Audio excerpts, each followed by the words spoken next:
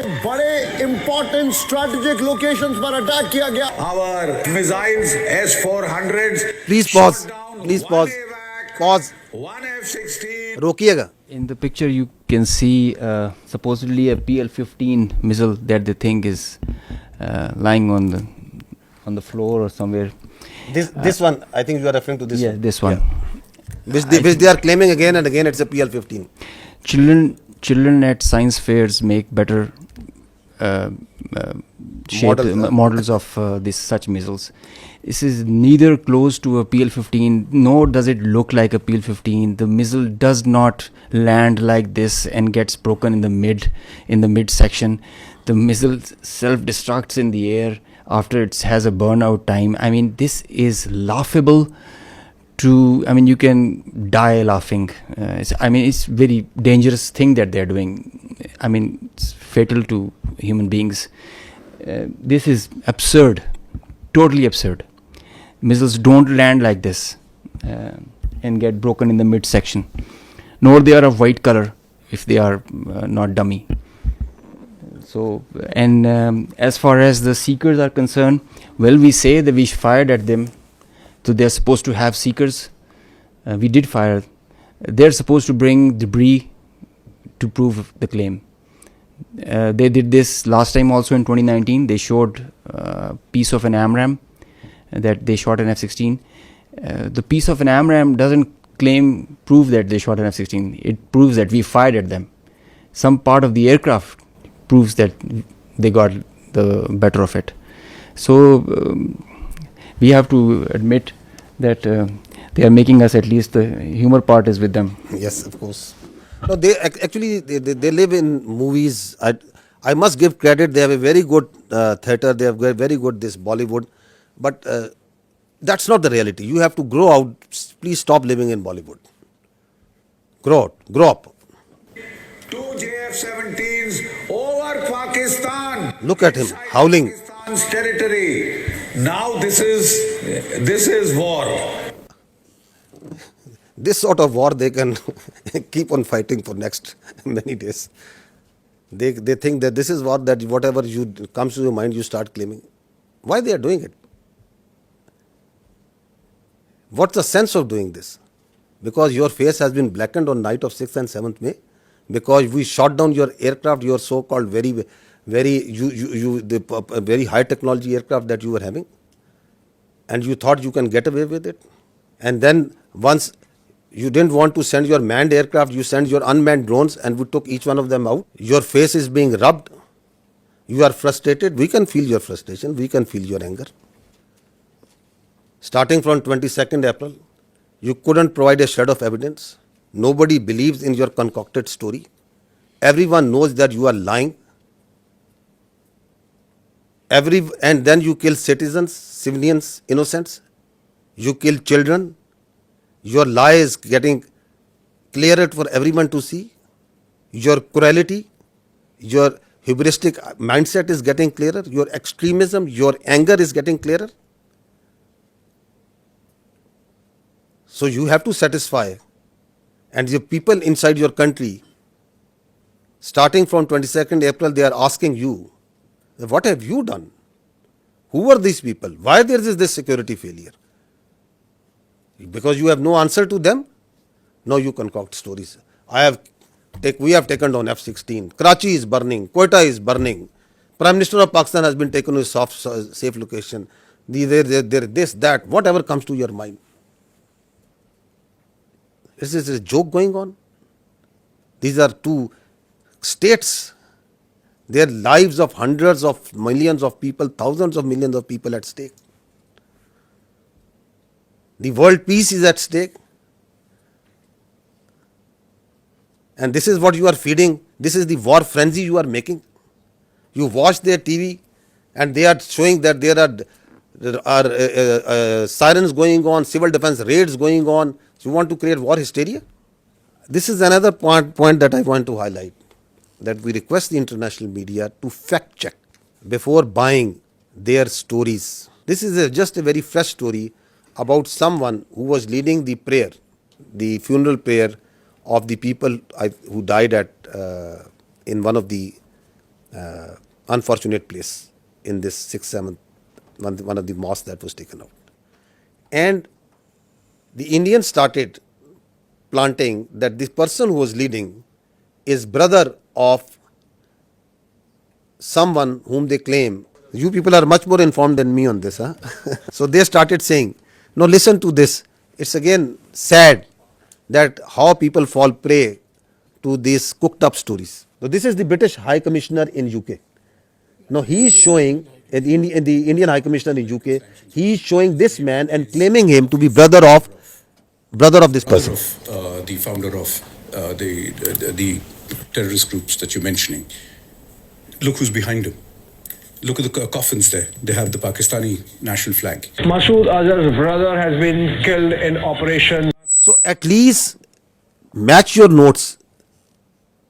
Your High Commissioner in UK is saying that this man is leading the prayers.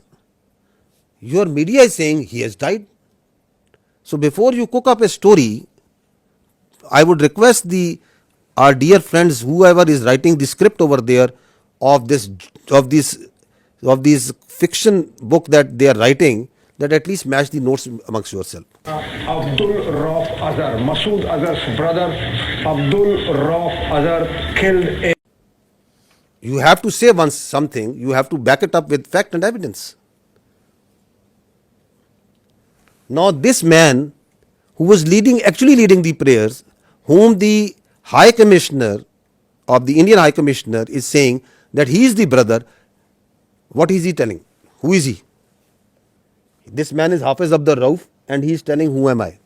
मुझे बड़ी ही शदीद तकलीफ़ है और रंज भी है कि बग़ैर किसी तस्दीक के, बग़ैर किसी तहकीक के मेरे बारे में इतनी बड़ी बड़ी बातें और बैनुल-अक़वामी चीज़ें बयान कर दी हिंदुस्तान ने और उनके मीडिया ने, जो बिल्कुल ही मुज़क्का ख़ेज़ है और जिसका हक़ाइक़ से क़तन कोई ताल्लुक़ नहीं है।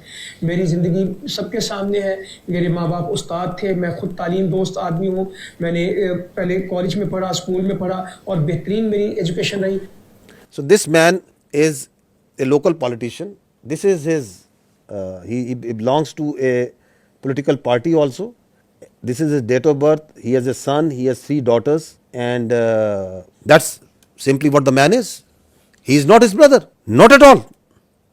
And he's saying that I have come to know through international media, saying that I am the brother of that person. I'm trying to tell you is that even if their high commissioners are telling you something, even if their ministries are telling you something, please fact check it. Don't fall prey to their misinformation, disinformation, because they live in their own cocoons, in their own bubble, in which they believe every lie that is fed to them.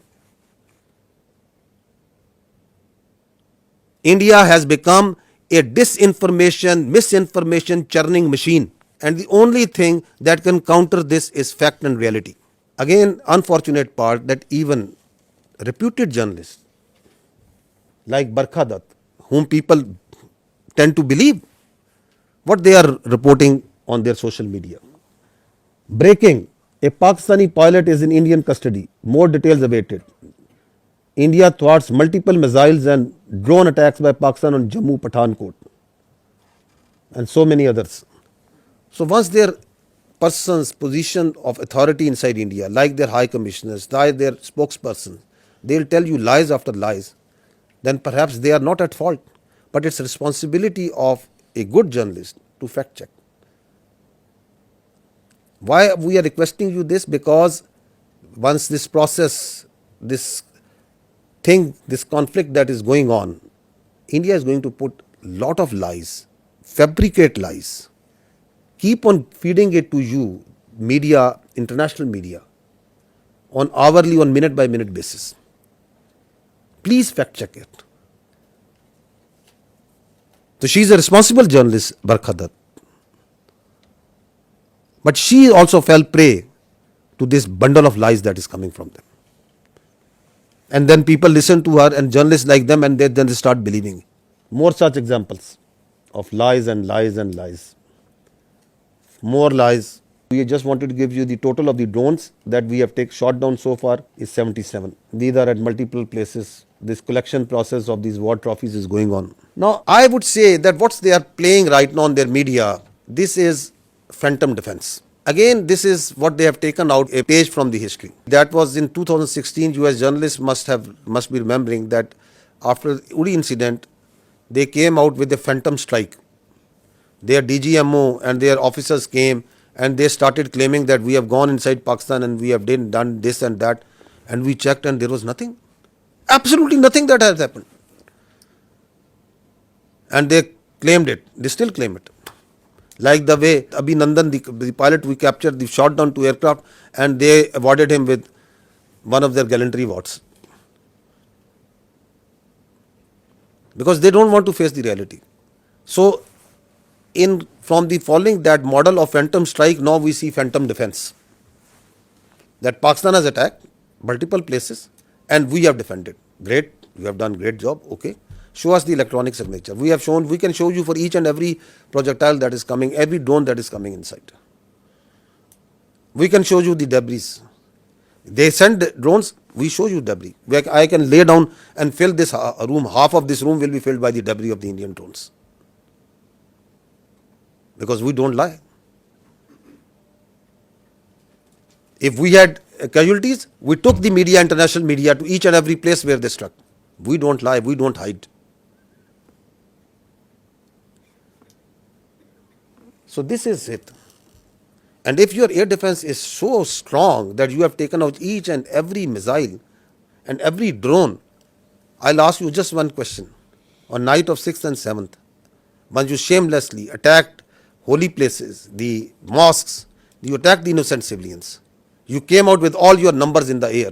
Your whole air defense was lit up. You came at the time and place of your choosing. And after you have released weapons, only after that, once our Air Force struck back, why couldn't you take just one of our missiles? You were well prepared.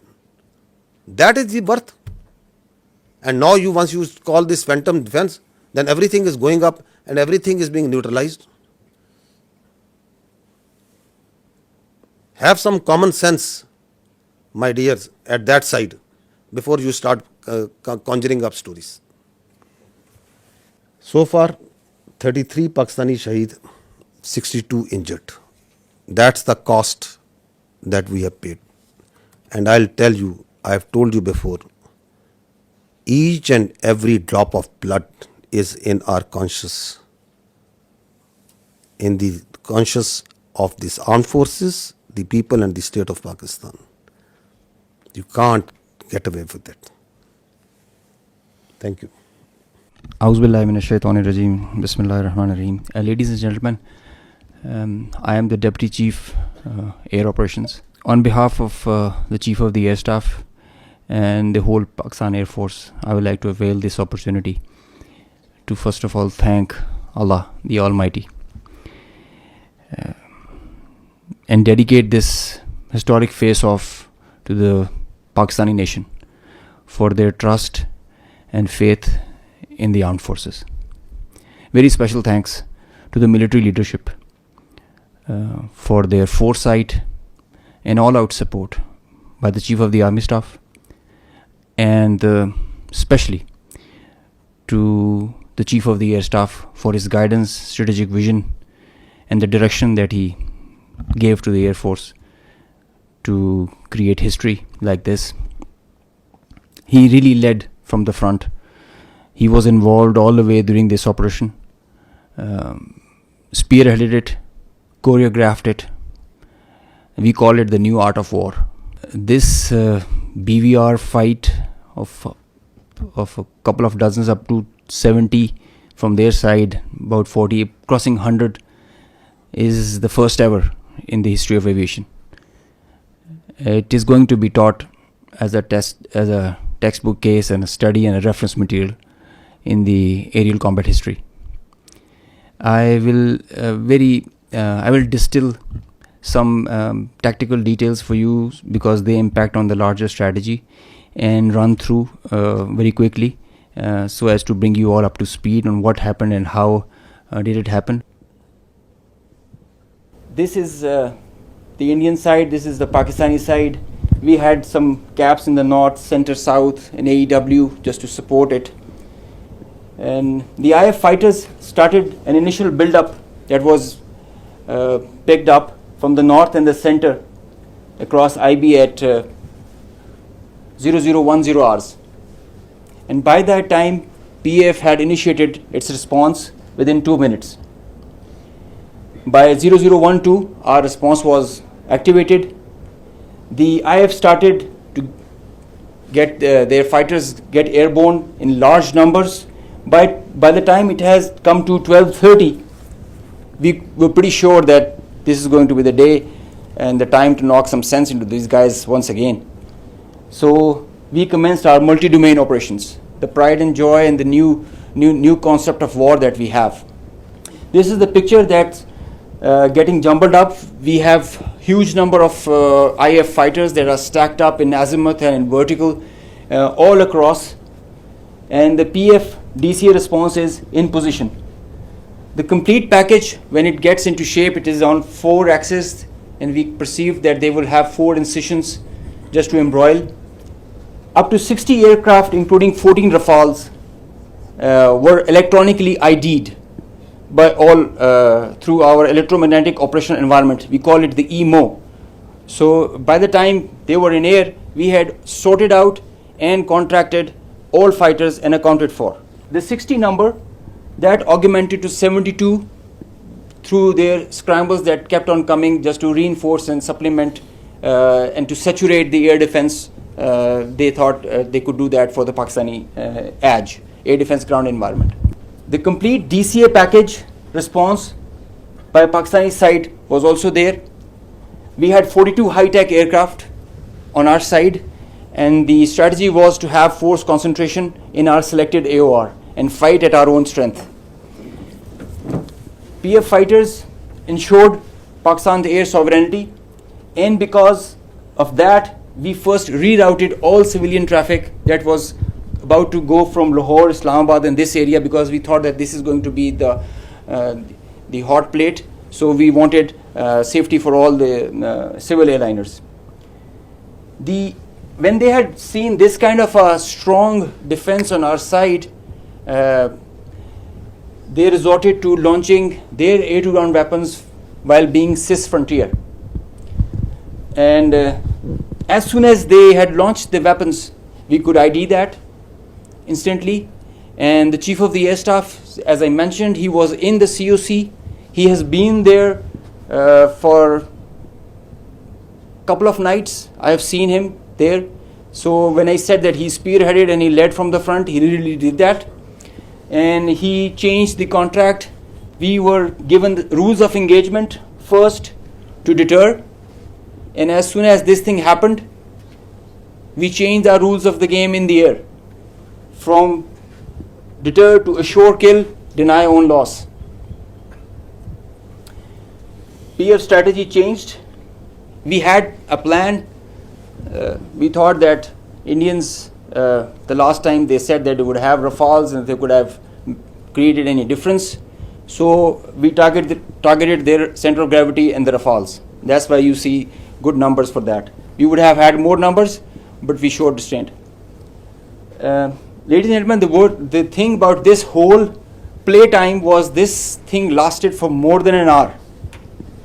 With so many large number of aircraft, so many large number of aircraft on both sides, with so many grinds, and the flow of the BVR, the modern warfare has changed so much that the long stick, the employment is if you don't shoot, you get shot. So that is why the art was to employ them optimally, and that was a big challenge for us. That is why I say that it has never happened before. These are the locations with the range bearing, electronic ID, that we think that we are sure that we have shot. A MiG-29 was shot 8 miles from LOC, bearing 243 20 nautical miles from Srinagar. A Su-30 was shot 192 19 miles, 25 miles from LOC. We have the exact details because you cannot, in the modern battlefield, you cannot conjure up things out of imagination. You have an electronic ID. The aircraft gets picked up by his data link. As soon as you put on your radar, you show yourself. and nobody can hide, nobody can deny that. A Rafale was shot 54 miles from LSC in Srinagar. So you can have all these details. We have exact range bearings because and when you employ your weapon, you know exactly when the missile is getting active, when it is getting and the blip is disappearing, which is verified as you get down for the debrief. So none of the claims have any fat in them. So they are pretty clear, pretty concise, pretty accurate. And I have a audio from a Rafale formation that I will share. The call sign is Godzilla. As soon as those animals are extinct, so this one also got extinct. Please play.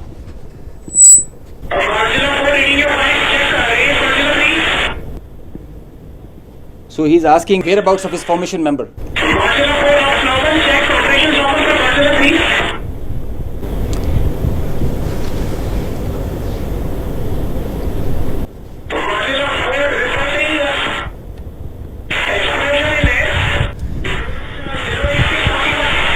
So the formation knows, his leader knows that his number, one of his flight member is not there.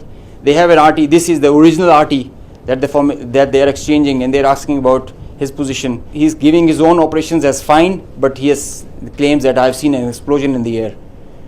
And I will share this detail. It's a long RT that we have. If we can hear one RT of one formation member, we can hear all of them in panic and in distress.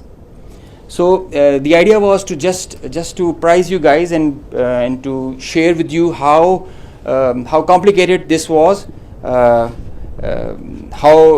this example can be taken not to do when you know that the adversary has the long stick. But I must say that it is not the equipment that matters all the time. It is the training, it is the leadership that gives you the direction and the ownership that it shows. That's what matters. And the training, the operational competence that the whole formation has.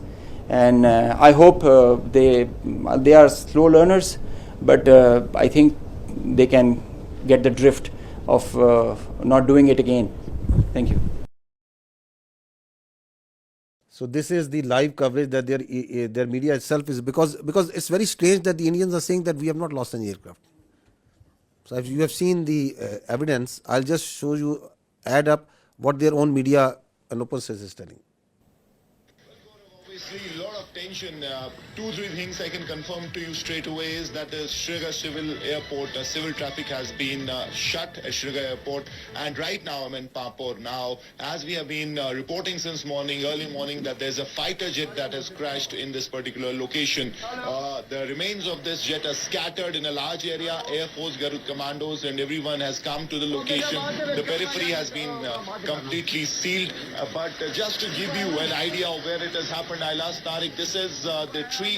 In fact, the chinar tree has taken the brunt of this particular crash, because otherwise it's a civilian built-up area and there could have been casualties. Right now, we won't speculate whose plane is this. Obviously, defense officials will come up with clarity on the same. But we've been told that at least 3 such incidents have happened across Jammu and Kashmir at 3 locations, and all 3 locations being secured by the Air Force and. So 3. At that time, they are saying that we know that in Jammu and Kashmir, and the kills were 5. So this all were not in Jammu and Kashmir. So this is a picture of one of the location where the aircraft went down.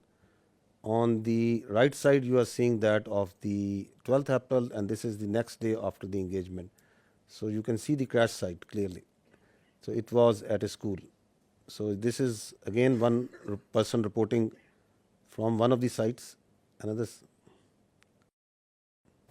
इस वक्त India के ज़ेर-ए-इंतज़ाम कश्मीर के पुलवामा ज़िले में हैं और ये vein उसी पुलवामा ज़िले के पांपोर कस्बे का एक इलाका है। यहाँ पर रात के दौरान मकामी लोगों ने एक धमाके की आवाज़ सुनी, जिससे वो बाहर आए और उन्होंने देखा कि कुछ चीज़ जल रही है। उस मलबे से ये वाज़ेह नहीं हो पा रहा है कि वो कोई तैयारा है, कोई ड्रोन है या कोई ऐसा यूएवी है, लेकिन लोगों का कहना है कि उन्हें यकीन है कि वो एक जेट तैयारा है जो गिरकर तबाह हो गया है, लेकिन वो अनआइडेंटिफाइड जेट बॉम्बर है जिसके बारे में ये पता लगाना बहुत मुश्किल है क्योंकि अथॉरिटीज ने अभी तक इस बारे में कोई तस्दीक नहीं की है। ये वाकया एक ऐसे वक्त हुआ है जब आज अथॉरिटीज ने कहा था कि वॉर ड्रिल्स का एहतमाम पूरे इंडिया के साथ साथ कश्मीर में भी किया जाएगा, लेकिन रात के दौरान ही एलओसी पर जहां शेलिंग की वारदातें हुई वहीं ये धमाका भी यहां हुआ और ऐसा ही एक धमाका जम्मू के रामबन इलाके में भी हुआ है। इत्तलात आ रही है कि वहां पे गोलाबारी जारी है और पूंछ सेक्टर में शहरी आबादी में कई मकानात को नुकसान भी पहुंचा है। They have, I think, yet to even acknowledge what they lost in 2019. So we are not much worried that they are not acknowledging. But the international media, the media must know the truth. Now this is one of the crash site or one debris of one crash site. You can see that very clearly. These are aircraft. This is yet another debris of another place. Next. So this is, you can see the tail number of one of the Rafale. You can see it clearly that is lying. Though that tail, which was at one time was on an aircraft, is now on ground, detached. This is again, this engine was one part of one Rafale at one time, now it is on ground burning. The Indians may say that we have not lost everything. But fortunately, I think for the world, we are living in 21st century. It is not 18th century. Everything leaves a mark. So this is, again, you can see again from the Rafale. And that is lying on ground. Indian soldiers killed. The information minister said about 40 to 50 earlier this week. The defense minister has told us about 25. What is the latest official figure from the army? So we don't have any confirmed figure from on the casualties because we can give you confirmed that Alhamdulillah there have been not still now a single combat casualty of any soldier on the Pakistani side. There are injuries, but not any shahadat on our side. We understand from the observation that we are having of the posts and the military installations that are being targeted that severe damage has occurred to them. I have shown you some visuals also of that. But we don't have any confirmation on any figure.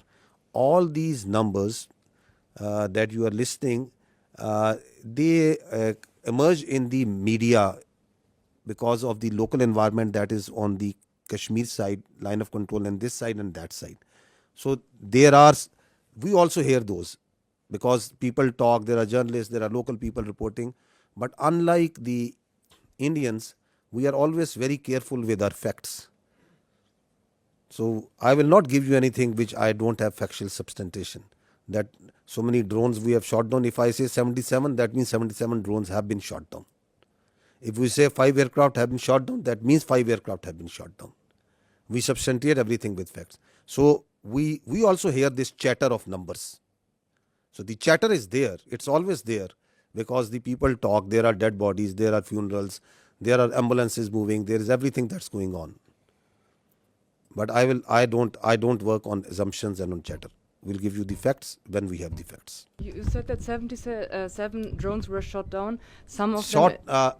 I'm sorry to say, I'm saying neutralized because some have been soft killed, some have been hard killed. We in military use this word shot very conveniently. No, I'm sorry.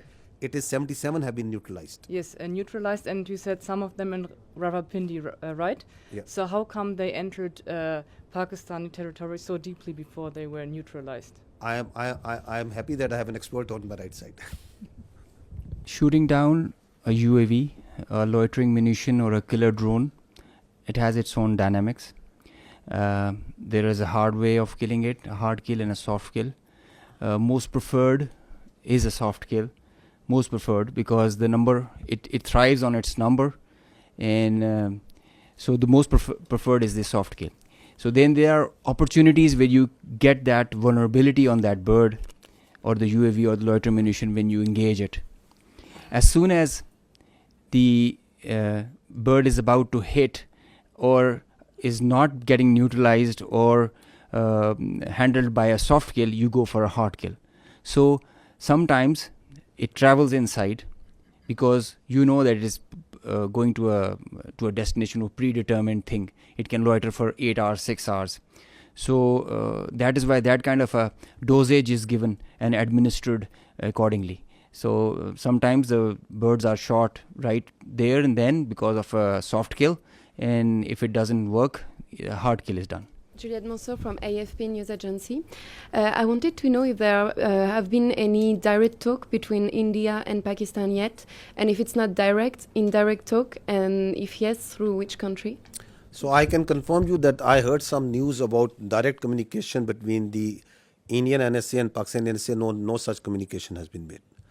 And as far as indirect, I think you'll get a better answer from the Ministry of Foreign Affairs, because all this diplomatic initiative is being spearheaded by them. Xinhua News Agency. According to WAFDA yesterday, that the Netlam Jelam hydropower project has been shut down due to the missile attack, as you are also shown some footage. Can you verify the news that it has been shut down, and what is the status right now? So regarding of that, we know that in Pakistan there are still a lot of civil facilities such as the hydropower dam and power plants.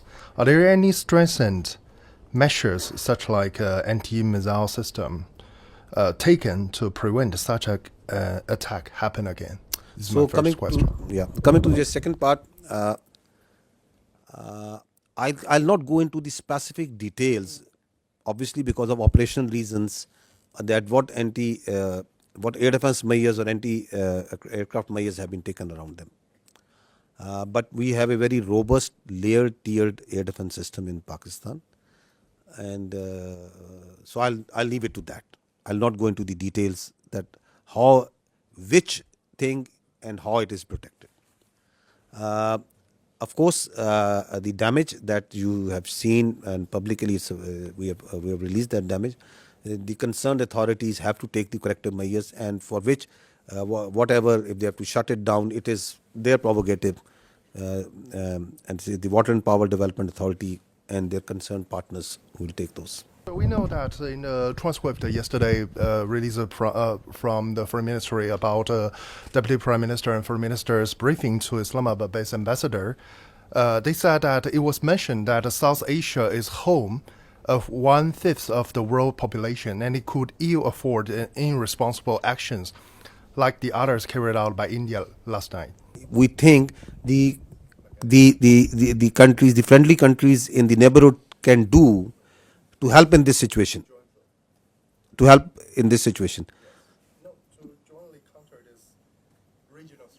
To jointly counter this regional threat. I think the first thing is to put some sense into these people who have this hubristic mindset. The first and foremost thing is to tell them that don't externalize your internal problems and don't internalize your external problems. Have some sense and don't try to act like a regional hegemon. You are not. And respect the sovereignty and territorial integrity of the other states. Live like a responsible state. Stop spreading lies. Stop putting fake news out. And live like neighbors you need to live. So I think the first thing is to put some sense. And if that sense can't be put, then sense have to be put in some other way. Because this cannot go on. This cannot be allowed. That you think that you have a false sense of self-entitlement, God knows from where it comes. So this has to be told in the language that they can understand. Hopefully that language is the easier one and it doesn't get that harsh. Yesterday, Indian Defense Minister said that quotation operation is not over after the drone attacks.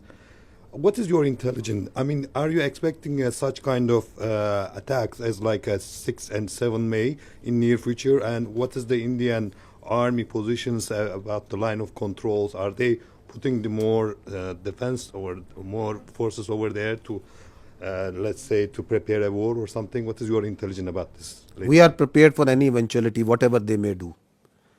It's their choice. I told you before, whatever they may do, we are prepared for any eventuality. They want to continue it, fine. But what they have started, I'll tell you, we'll finish it. Sikandar Karmani from Channel 4 News in the UK. You talked extensively about the Pahalgam attack. I know Pakistan has called for an independent inquiry. Whilst that has not started, I wonder if the intelligence services in Pakistan have, of their own accord, begun any kind of investigation into whether indeed there were any links between, for example, Lashkar-e-Taiba and the incident in Pahalgam. Secondly, on the bigger picture, it seems from what you've been saying that Pakistan is planning a sizable response to India's actions rather than heading towards de-escalation. Can I confirm that assessment is fair? So first thing is that Pakistan has got nothing to do with Pahalgam incident. The state of Pakistan has got nothing to do with the Pahalgam incident. Has any investigation been carried out to ascertain that? So once I say, I think I say based on facts and evidence. With such a surety, I am telling you that the state of Pakistan, naturally, I'll not say on the top of my head. It's because I know for a fact, based on the evidence, based on what we understand, based on what we have seen, that Pakistan has got nothing to do with Pahalgam incident. And that's why we say that if you think you have, then bring it forward and put it to some independent neutral commission.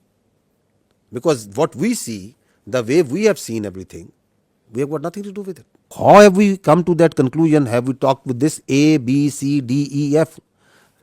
That's not something that needs to be shared right now. If we have that evidence, we will share it to that independent neutral commission, that how we have come to this conclusion. I know for a fact that Pakistan as a state abhors terrorism. We don't support any terrorist entity. We condemn terrorists and terrorism in all forms and manifestation and all over the world. Everywhere. We are a victim of terrorism. We know that terrorists have no religion. They have no state. They are those inhuman people who think that they can impose their own view, their extremist perverted ideology on others by force. So we have no mercy, no connection, anything in common, the state of Pakistan, with terrorism. We are, in fact, as I said earlier, the last bulwark state. As a state, we are standing against terrorism. Just feel for yourself a country in which in a year thousands of people die at the hands of terrorism. Hundreds of billions of dollars are inflicted. We stay away as much as we can away from these extremist elements. We despise them. Those who think that they can impose their perverted ideology through bullet. Absolutely not. The state of Pakistan has got nothing to do with Pahalgam incident. Absolutely nothing. So what was the other question? The second part of the question was just saying that it seems from your tone and your words that Pakistan is planning a sizable response to India's aggression rather than heading towards de-escalation. Is that assessment correct? Who is escalating over here, my friend? Who has been escalating? Who is doing provocation after provocation and provocation? Who is it? They want to set a new norm that it's their convenience. Whenever they will feel, they will go cross border, they will go cross international. They are going to hit anywhere where they like. They are going to send drones inside Pakistan and they are going to harass the innocent citizens and the people of Pakistan. They can do terrorism here. You heard just now that I am here for years and we will be here for years and we are having this network from Lahore to Baluchistan. What do you think of Pakistan? That we will allow all this to happen? Once we say we have all the rights to do whatever to protect the honor, integrity and sovereignty of people of Pakistan. Whatever we have been doing so far is just protecting ourselves. And we have been doing it with a lot of grace and alhamdulillah with a lot of success. And we are rubbing their nose on every day, every hour, from wherever they are coming. Whether they are doing this shelling and this firing on line of control, they are getting a befitting response. Once they came in air, they got a befitting response. They sent in their drone, they are getting a befitting response. So at a time, place and method of our choosing, we will do whatever we will do. We are not beholden to anyone else but the people of Pakistan. Kamran Yusuf from TRT World. First, a little clarity. A couple of days back, Pakistan's Deputy Prime Minister told me in an interview and confirmed that there was a contact between Pakistani and the Indian National Security Advisor. And you were saying that there was no contact. Please clarify that. The Deputy Prime Minister said you there was a contact. If there is a contact between 1, 2, 3, 4 parties. So I am telling you there was no direct contact between the Pakistani NSA and the Indian NSA. If one party is talking to someone and is talking to someone, that happens in diplomacy, that is a practice. That is nothing something novel. But I can confirm you there was no direct contact.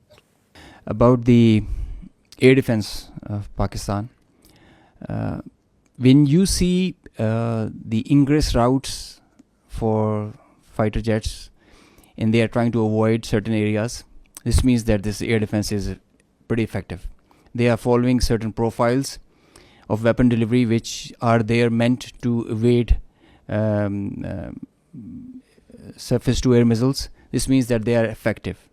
Both the countries have very effective air defense systems, the S-400 from their side and equally capable, if not more, from our side in the north and in the south.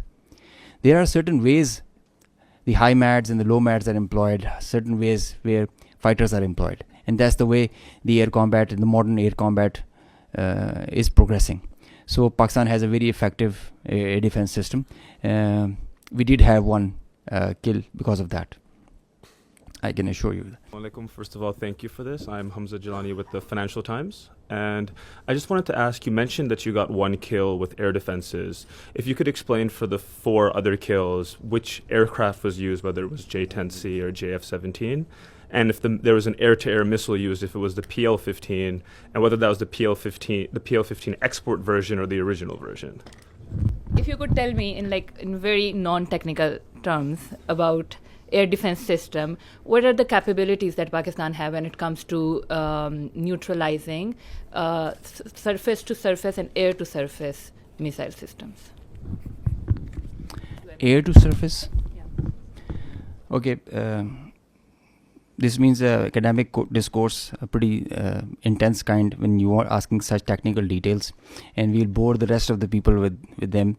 But I must, on a broad guideline, that the Pakistan Air Force air defense system is pretty capable of handling high speed, long range vectors, even hypersonic weapons. So this should be pretty comforting to everybody inside Pakistan. B, delving into details that which platform applied which weapon. You see, in modern warfare, all the players have their own contracts as per the game plan, and they create opportunities. Sometimes you have cross pockets which are of providence. So let's not go into details with which aircraft at which angle and aspect, and at D max was it at what delta. But we did have a high MAD kill. We had participation from GF-17, the F-16s, the J-10s, and PL-15E or X or Y. It's the short log that we had. Ji, Assalamu alaikum. Abid Hussain from Al Jazeera. My question to DG ISPR Saab. Sir, my question is that obviously you have denied very robustly that we did not send any drones or any missiles to India. So would you very categorically say what happened yesterday in terms of the videos that they have shown in Jammu particularly, was that a false flag operation from the Indian side? And subsequently, maybe, perhaps tomorrow, whenever they come up with some sort of debris, which you have asked in this thing, if that does happen, how would you perhaps, is it going to become a he said, she said thing or something else? So these two things. If we had sent anything, it will leave a electronic signature one. We have all the records of the airspace, that what goes there and what goes from here to there and what comes from there to here, and it's all timestamped. So we are pretty confident once we say that nothing went from here. And as far as they are concerned, we don't give much damn and credence to whatever they say.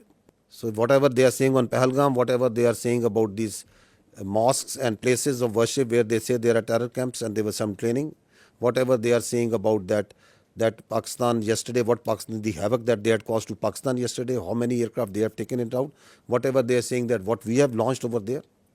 So I've just shown you their High Commissioner, a very responsible person, is telling that this man, who is he, falsely calling someone who is someone else is someone else, and then the same media who is telling you stories, they have already declared him dead. So whom to believe over there? What to believe? You said that we are not escalating, but how does Pakistan military see the next steps on the escalation ladder? And do you foresee any ramp-offs in this process? Escalation ladder, you know, it is always unpredictable. Could any of us have predicted that Indians would launch a phantom defense last night and start claiming that Pakistan has attacked India at 15 locations? Or you could have predicted about 2 days ago that after 2 days India would say that they have taken out the Karachi port and it's burning. With such a belligerent who can come out with any story, who has no morality, could you predict that they could go and they will try to knock out the one of the holiest places of Sikhs who are part of the majority of whom live in India and they are their citizens, Nankana Sahib, that they would plan such a thing? Could you predict that they will themselves target their own citizens and their own places and do in Amritsar with missiles? Can you predict that? You are asking me to predict that how I am going to behave? You want all the rationality and all the logic and all the cold responses from Pakistan, and you think that they have all the room to play and whatever they want like to do? Nobody can predict. Sarah Hassan from Voice of America. There's a fear among the public. Schools are closed, airports are partially operational, and as you also said that we will respond at our time. So do we think that we are still in the state of war? What do you think? What is this? Till the time the territorial integrity, sovereignty and honor of Pakistan requires that. If Pakistan's airspace, Pakistan's land, Pakistan's ADIZ and territorial waters, there's no compromise. There's no compromise. Pakistan's people, when they are threatened, their loss of life, loss of material, it cannot go unnoticed, cannot go like that. We owe it to our nation. And the pride and the trust the Pakistani nation has on our armed forces, we have always upheld it at all cost. At all cost. We did try to tell them with our tactical brilliance in Pulwama. Now we showed them our operational prowess and strategic guile and guide, and I think they should take heed. This is the best we can